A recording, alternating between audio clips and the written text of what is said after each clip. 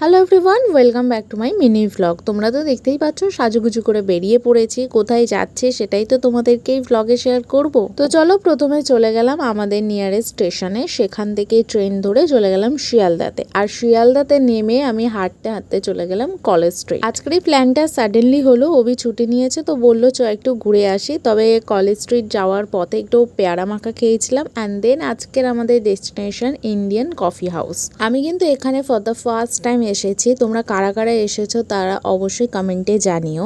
আমার তো জায়গাটা বেশ মোটামুটি ভালোই লেগেছে। তোমরা যারা গেছো তোমাদের কেমন লেগেছে অবশ্যই জানিও। আর আজকে আমরা যেগুলো অর্ডার করেছি সেগুলো তো দেখাবো, তার আগে তোমাদেরকে মেনু কার্ডটা দেখিয়ে দিলাম। আশা করছি তোমরা সমস্ত প্রাইসগুলো খুব ভালোভাবে বুঝতে পারছো। একটু পজ করে দেখে নিও, তাহলে ভালোভাবে বুঝতে পারবে। দেখো, কথা বলতে বলতে চলে এলো আমাদের অর্ডার। আমরা নিয়েছিলাম হট কফি আর তার সাথে নিয়েছিলাম চিকেন পকোড়া। খাওয়ার টেস্ট ভালোই ছিল। তোমাদেরকে কফি হাউসের একটা ওভারঅল ভিউ দেখিয়ে দিলাম। নিচেও বসার জায়গা আছে আর আমরা বসেছিলাম ওপরটাতে।